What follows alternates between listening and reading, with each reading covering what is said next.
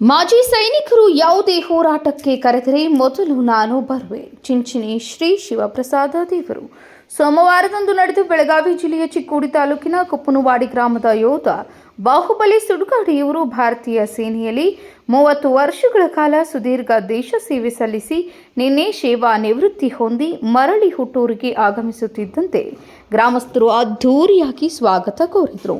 ಬಳಿಕ ಚಿಂಚಣಿಯ ಸಿದ್ಧ ಸಂಸ್ಥಾನ ಮಠದ ಶ್ರೀ ಶಿವಪ್ರಸಾದ ದೇವರು ದಿವ್ಯ ಸಾನ್ನಿಧ್ಯ ವಹಿಸಿ ಮಾತನಾಡಿ, ದೇಶಕ್ಕೆ ರೈತ ಹಾಗೂ ಸೈನಿಕರು ಎರಡು ಕೈ ಇದ್ದ ಹಾಗೆ ಭಾರತ ದೇಶದ ದೀಪ ಆರದಂತೆ ನೋಡಿಕೊಳ್ಳುವವರೇ ಸೈನಿಕರು ಎಂದರು.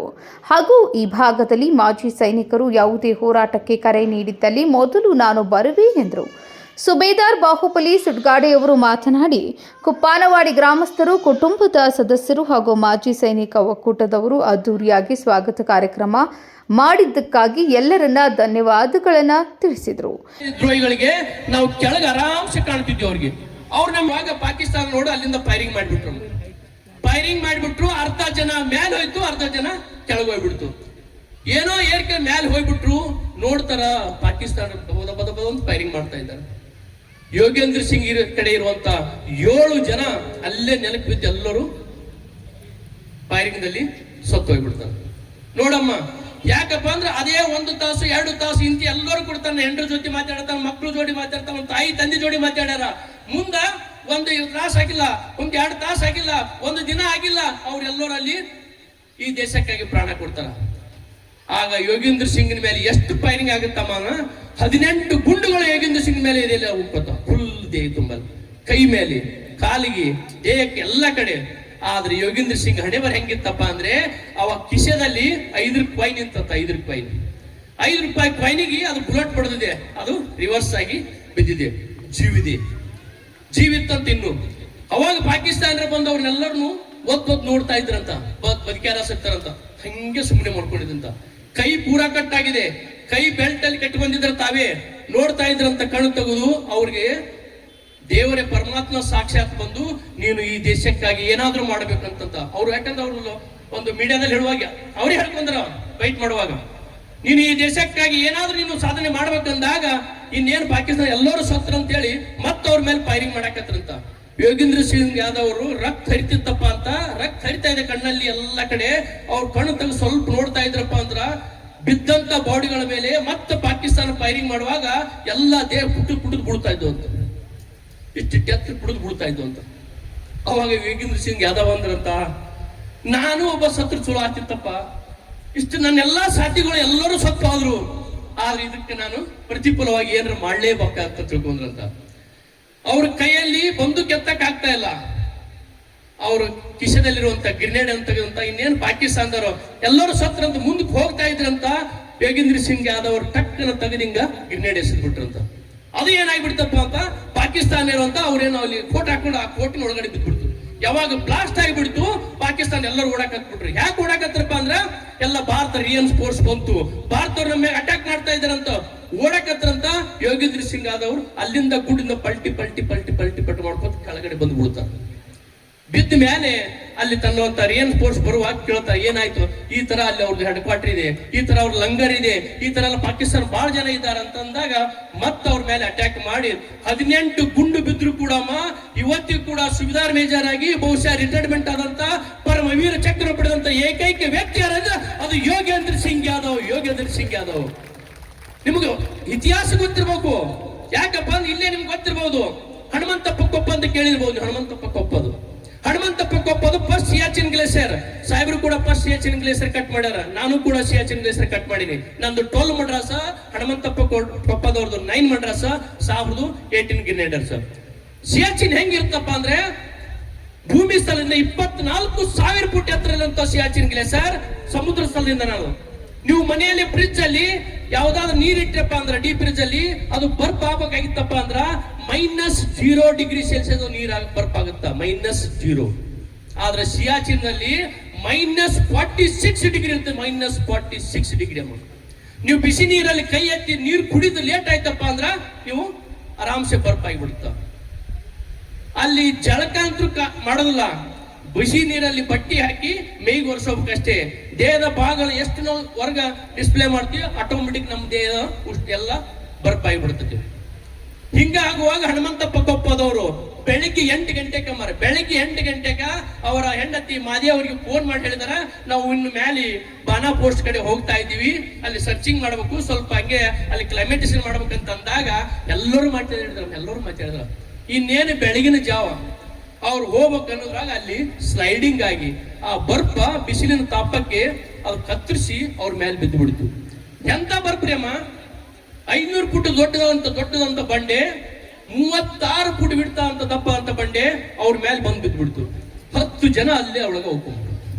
10 ಜನ ಎಲ್ಲರೂ ಕೂಡ ಬೆಳಿಗ್ಗೆ ಮಾತಾಡ್ಯಾರ, ಸಾಯಂಕಾಲ ಮಾತಾಡ್ಯಾರ, ನಿನ್ನೆ ಅಂತ ರಾತ್ರಿ ಮಾತಾಡ್ಯಾರ.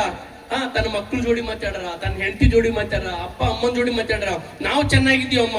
ಪ್ರತಿಯೊಬ್ಬರು ಇಲ್ಲಿ ಕುಂತಿದ್ದಾರಲ್ಲ ಸೈನಿಕರು, ನಿಮ್ಗೆ ಗೊತ್ತಿರ್ಬೇಕು, ಯಾರ ಮನೆಯಲ್ಲಿ ಸೈನಿಕರಿದಾರ ಆ ಸೈನಿಕನ ಕಷ್ಟ ಏನಪ್ಪಾ ಅನ್ನೋದು ಆ ಧರ್ಮಪತಿಗೆ ಹೆಂಡತಿಗೆ ಮಾತ್ರ ಗೊತ್ತಾಗಲಿಕ್ಕೆ ಚಾನ್ಸ್ ಇದೆ.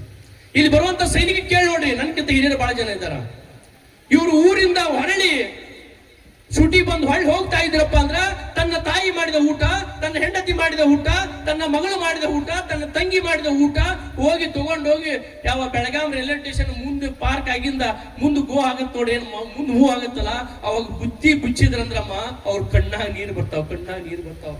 ಅವ್ರಿಗೆ ಗೊತ್ತಿರ್ತೈತಿ, ನಾನಿವತ್ತು ನನ್ನ ತಾಯಿ ಮಾಡಿದಂತ ಊಟ ತಿನ್ನಾಕತ್ತಿರ್ಬೋದು, ನನ್ನ ಹೆಂಡತಿ ಮಾಡಿದ ಊಟ ತಿಂತಿರ್ಬೋದು, ನನ್ನ ಮಕ್ಕಳು ಮಾಡಿದ ಊಟ ತಿನ್ನಾಕತ್ತೀನಿ, ಬಹುಶಃ ನಾನು ಮರಳಿ ಬರ್ತೀನಿ ಅಂತ ಅವ್ರಿಗೆ ಗೊತ್ತಿರ್ತತಿ. ಅದಕ್ಕೆ ನಾನು ಹೇಳ್ತಾ ಇದ್ದೀನಿ, ಪ್ರತಿಯೊಂದು ಊರಲ್ಲಿ ಯಾರಾದ್ರೂ ಸೈನಿಕರಿದ್ರಪ್ಪ ಅಂದ್ರ, ಮಾಜಿ ಸೈನಿಕರಿದ್ರಪ್ಪ ಅಂದ್ರ, ದಯಮಾಡಿ ನೀವು ಏನು ಮಾಡೋದು ಬೇಡಣ್ಣ, ನೀವು ಏನು ಕೊಡೋದು ಬೇಡ ಅವ್ರಿಗೆ, ನೀವು ಏನು ಕೊಡಕ್ ಹೋಗ್ಬೇಡ್ರಿ. ಅಟ್ ಲೀಸ್ಟ್ ಬಂದಂತ ಸೈನಿಕನಿಗೆ, ಹೋಗುವಂತ ಸೈನಿಕನ, ಅಣ್ಣ ನಾವು ಇದೀವಣ್ಣ, ನಮ್ಮ ಊರಾಗ ನಾವು ಇದೀವಣ್ಣ, ನಿಮ್ ಮನ್ಯಾಗ ಏನು ಪ್ರಾಬ್ಲಮ್ ಬಂದ್ರು ನಾವು ನೋಡ್ಕೋತೀವಣ್ಣ ಅಂತ ಇಷ್ಟು ಒಂದು ಮಾತಂದ್ರೆ ಸಾಕಣ್ಣ, ಸಾಕು. ಆ ಸೈನಿಕ ಎಷ್ಟು ಖುಷಿಯಾಗಿರ್ತಾನ. ನಾವ್ ಯಾರು ಮಾಡ್ತಾ ಇಲ್ಲ. ಒಬ್ಬ ಸೈನಿಕ್ ಬಂದಪ್ಪ ಅಂದ್ರೆ ಬರ್ತಾನ ಬಿಡು ಬಂತೀವಿ ನಾವು, ಬರ್ತಾನ ಬಿಡು. ಯಾಕ? ಆ ಸೈನಿಕನ ನೋವು ನಮ್ಗೆ ಗೊತ್ತಿಲ್ಲ. ಸೈನಿಕನ ಕಷ್ಟ ಹೆಂಗಪ್ಪ ಅಂದ್ರೆ ನೀರಿನ ಮೇಲೆ ಗುಳ್ಳಿ ಇದ್ದಂಗ, ಹೆಂಗ ಹನುಮಂತಪ್ಪ ಕೊಪ್ಪದ ಮೇಲೆ ಬಿತ್ತಂತ ಬಂಡೆ, ಅದು 1 ದಿನ ಆಯ್ತು, 2 ದಿನ ಆಯ್ತು, 3 ದಿನ ಆಯ್ತು, 4 ದಿನ ತನಕ ಒಂದು ಬಾಡಿಗಳು ಸಿಗಲಿಲ್ಲ. 5ನೇ ದಿನಕ್ಕೆ ಅಲ್ಲಿ 9 ಬಾಡಿಗಳು ಸಿಕ್ಕು, ಆದ್ರೆ ಹನುಮಂತಪ್ಪ ಕೊಪ್ಪ ಸಿಗಲಿಲ್ಲ. ಇನ್ನೇನು ಎಲ್ಲರೂ ವಿಚಿತ್ರ ಆಯ್ತು. ಅಲ್ಲಿ ಎಲ್ಲ ನಮ್ಮನ್ನ ಅವು ನಾಯಿ ಕರೆಸಿದ್ರು, ಎಲ್ಲ ಒಂದು ಬರ್ಫ್ ಕೊರಿಯುವಂತ ಎಲ್ಲಾ ಮಿಷಿನ್ ಹೋಯ್ದ್ರು, ಹನುಮಂತಪ್ಪ ಕೊಪ್ಪ ಅದು ಸಿಗಲಿಲ್ಲ. 6ನೇ ದಿನಕ್ಕೆ ಬರ್ಫ್ ತೆಗಿತಾ ಇದ್ರು. ಅಲ್ಲಿ ಏನೋ ಸ್ವಲ್ಪ ಬ್ಲಿಂಕಿಂಗ್ ಸ್ಟಾರ್ಟ್ ಆಯ್ತು. ಸ್ಟಾರ್ಟ್ ಆದಾಗ ಇಲ್ಲಿ ಏನೇ ಇರ್ಬೋದು ಅಂತ ಅಡ್ಡಾಕತ್ರು. ನೋಡ್ರಿ, 6 ದಿನ ಆಗೈತಮ್ಮ, ನಿಮ್ ಮೇಲೆ ನನ್ನ ಮೇಲೆ 50 kg ಏನಾದ್ರು ಒಂದು ಜೋಳ ಚೀಲ, ಕುಷ್ಬಿ ಚೀಲ ಏನಾದ್ರು ಬಿದ್ರೆ ಅಲ್ಲೇ ಟಕ್ ಅಂತ ಸತ್ತು ಹೋತ್ರಿ. ಆದ್ರೆ ಹನುಮಂತಪ್ಪ ಕೊಪ್ಪದ ಮೇಲೆ 500 ಫುಟ್ ದೊಡ್ಡದಂತ ಬಂಡೆ, 36 ಫುಟ್ ಹಿಡಿದಂತ ದೊಡ್ಡದಂತ ಹಿಮ ಬಂಡೆ ಬಿದ್ದಿದೆ. ಹನುಮಂತಪ್ಪ ಕೊಪ್ಪದ ತರಿಸಿ ನೋಡ್ತಾರ. ಹನುಮಂತಪ್ಪ ಕೊಪ್ಪ ಕಣ್ಣು ತೆಗೆದು ಏನಂತಾರಪ್ಪ ಅಂದ್ರೆ, ಜೈ ಹಿಂದ್ ಸಾವ್ ಅಂತ ಅಂತಾರ. ಎಂತ ಹನುಮಂತಪ್ಪ ರೀ, ಅವನ ಮುಟ್ಟಿದ್ರಮ್ಮ ತಗೊಂಡು ಹೆಂಗಾಗಿತ್ತಪ್ಪ ಹನುಮಂತ ಕೊಪ್ಪನ ಅವನ ದೇಹ ಎಲ್ಲಿ ಮುಡ್ತಾರಲ್ಲ ಅಲ್ಲಿ ಎಲ್ಲ ರಕ್ತ ಹೆಪ್ಪುಗಟ್ಟಿ ಪುಡಿ ಆಗಿಬಿಟ್ಟಿತ್ತು. ಹೆಂಗ ಸಕ್ಕರೆ ಆಗುತ್ತಲ್ಲ, ಹೆಪ್ಪುಗಟ್ಟುತ್ತಲ್ಲ ಸಕ್ಕರೆ, ನಾವೆಲ್ಲರೂ ನೀರಿನ ತಕ್ಕಲ ಇಟ್ಟ ಹಿಂಗ್ ಮುಟ್ಟಿದ್ರಪ್ಪ ಅಲ್ಲೇ ಕಟ್ ಎಲ್ಲಿ ಅವ್ನು ಜೋರಾಗಿ ಎತ್ತಾರ ಅಲ್ಲೇ ಕಟ್ ಆಗ್ಬೇಕು. ಅವನು ಅಲ್ಲಿಂದ ಶ್ರೀನಗರ ಅಲ್ಲಿಂದ ಯಾವ ಡಿಲ್ಲಿ ಆರ್&ಆರ್ ಹಾಸ್ಪಿಟಲ್ ತಗೊಂಡು ಬಂದು ಅವನ ಆ ಬರ್ಪಾದಂತ ರಕ್ತವನ್ನು, ಹೆಪ್ಪುಗಟ್ಟಿಂತ ರಕ್ತವನ್ನು ತಿಳಿ ಮಾಡ್ಬೇಕಲ್ಲ. ತಿಳಿ ಮಾಡುವಾಗ 7ನೇ ದಿನ ಬೆಳಗಿನ ಜಾವ 5 ಗಂಟೆಗೆ ಇಡೀ ದೇಶ ಅವನಿಗೆ ಪ್ರಾರ್ಥನೆ ಮಾಡ್ತದ. ಮಸೀದಿಗಳಲ್ಲಿ, ಮಂದಿರಗಳಲ್ಲಿ, ಚರ್ಚ್ಗಳಲ್ಲಿ, ಇಡೀ ಮನೆಯಲ್ಲಿ ಕೂಡ ಹನುಮಂತಪ್ಪ ಕೊಪ್ಪದ ಬದುಕಿ ಬರ್ಬೇಕು, ಈ ದೇಶದ ಇತಿಹಾಸದಲ್ಲಿ ಅವನೊಬ್ಬ ವೀರ ಪುರುಷನಾಗ್ತದೆ ಎಲ್ಲರೂ ಪ್ರಾರ್ಥನೆ ಮಾಡ್ತಾ ಇದ್ರು. ಆದ್ರೆ 7ನೇ ದಿನಕ್ಕ ಬೆಳಿಗ್ಗೆ ಹನುಮಂತಪ್ಪ ಕೊಪ್ಪದ ಈ ದೇಶವನ್ನು ಬಿಟ್ಟು ಜೀವ ಪ್ರಾಣ ಕೊಟ್ಟು ಬಿಡ್ತಾರ. ಪ್ರಾಣ ಕೊಟ್ಟ ಮೇಲೆ ಮಾದೇವಿಗೆ ಧಾರವಾಡದಲ್ಲಿ ನ್ಯೂಸ್ ಪೇಪರ್ ಬಂದು ಅವ್ರಿಗೆ ಇಂಟರ್ವ್ಯೂ ತಗೋತಾರ. ಅಮ್ಮ, ಇಡೀ ದೇಶದಿಂದ ಗಂಡ ಬದುಕಿನ ಪ್ರಾರ್ಥನೆ ಮಾಡ್ತಾ ಇತ್ತು, ಆದ್ರೆ ಇವತ್ತು ಬೆಳಗಿನ ಜಾವ 5 ಗಂಟೆಗೆ ನಿನ್ನ ಗಂಡ ಈ ದೇಶ ಬಿಟ್ಟು ಹೋದಂದಾಗ ಹನುಮಂತಪ್ಪ ಕೊಪ್ಪದನ ಹೆಂಡತಿ ಹೇಳ್ತಾಳ, ನೋಡ್ರಿ ಇಲ್ಲಿ ತನಕ ನನಗೆ ತಾಳಿ ಕಟ್ಟಿದ್ದ ಅವ ನನ್ನ ಗಂಡ ಇದ್ದ, ಆದ್ರೆ ಇವತ್ತ ಇಡೀ ದೇಶದ ಮಗ ಆಗಿ, ದೇಶದ ಒಬ್ಬ ಸೈನಿಕನಾಗಿ ದೇಶಕ್ಕಾಗಿ ಪ್ರಾಣ ಕೊಟ್ಟನ. ಇವತ್ತಿಗೆ ಅವ ದೇಶದ ಮಗ, ನನಗೆ ಹುಟ್ಟಿದಂತ ಒಂದು ಹೆಣ್ಣು ಮಗು, ಅದು 18 ವರ್ಷ ಆದ ನಂತರ ಮತ್ತೆ ನಾನು ದೇಶಕ್ಕಾಗಿ ನನ್ನ ಮಗಳನ್ನು ಕಳಿಸ್ತೀನಿ ಅಂತ ಹೇಳ್ತಾ ಇದಲ್ಲ ಮಾದೇವಿ. ಅಂತ ತಾಯಿಯರಿಗೆ ಅಂತಾರ ವೀರ ನಾರಿಯರು, ವೀರ. ಜೋರಾದ ಚಪ್ಪಾಳೆ ಬರಬೇಕು ಆ ತಾಯಿಗೆ. ಬಹುಶಃ ನಾನು ಯಾಕಂದ್ರ ಇವರು 1996ರಲ್ಲಿ ಭಾರತೀಯ ಸೇನೆ ಸೇರಿದ ಬಾಹುಬಲಿ ಅವರು ಮಧ್ಯಪ್ರದೇಶ, ಜಮ್ಮು ಕಾಶ್ಮೀರ, ಪಂಜಾಬ್, ದಿಲ್ಲಿ, ಅಸ್ಸಾಂ, ಕಲ್ಕತ್ತಾ, ರಾಜಸ್ಥಾನ ಸೇರಿದಂತೆ ದೇಶದ ಹಲವು ರಾಜ್ಯಗಳಲ್ಲಿ ಸೇವೆ ಸಲ್ಲಿಸಿದ್ದಾರೆ. ಯೋಧ ಬಾಹುಬಲಿ ಅವರು ನಿವೃತ್ತಿಯಾಗಿ ಸ್ವಗ್ರಾಮಕ್ಕೆ ಆಗಮಿಸುತ್ತಿದ್ದಂತೆ ಅವರ ಧರ್ಮಪತ್ನಿ, ಮಕ್ಕಳು ಹಾಗೂ ಗ್ರಾಮಸ್ಥರು ಆರತಿ ಎತ್ತಿ ಹೋಮಳೆ ಸುರಿಸಿ ಶಾಲು ಹೊದಿಸಿ ಸನ್ಮಾನಿಸಿ ಆತ್ಮೀಯವಾಗಿ ಬರಮಾಡಿಕೊಂಡರು. ಬಳಿಕ ಬೈಕ್ ಜಾಥಾ ಮೂಲಕ ತೆರೆದ ವಾಹನದಲ್ಲಿ ಮೆರವಣಿಗೆ ಮಾಡುತ್ತಾ ಪಟಾಕಿ ಸಿಡಿಸಿ ಜೈ ಭಾರತ ಎಂಬ ಜಯಘೋಷಗಳೊಂದಿಗೆ ಗ್ರಾಮಸ್ಥರು ಸ್ವಾಗತಿಸಿದರು. ಬಳಿಕ ಸ್ವಾಗತ ಕಾರ್ಯಕ್ರಮ ಆಯೋಜಿಸಿ ಊರಿನ ನಾಗರಿಕರು, ಬಂಧು ಬಳಗದವರು ಸನ್ಮಾನಿಸಿ ಗೌರವಿಸಿದರು. ಈ ಸಂದರ್ಭದಲ್ಲಿ ಜಿಲ್ಲಾ ಹಾಗೂ ತಾಲೂಕು ನಿವೃತ್ತ ಸೈನಿಕ ಸಂಘದ ಪದಾಧಿಕಾರಿಗಳು ಹಾಜರಿದ್ದರು. Ajit Kotke, MM news, Chikkodi.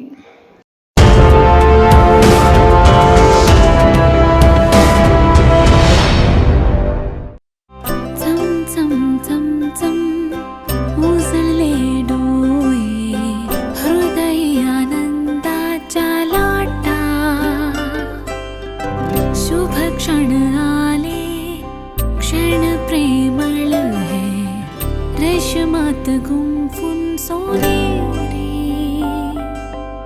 BS Channabasappa and Sons, The Textile Mall, Tilakwadi, Belagavi.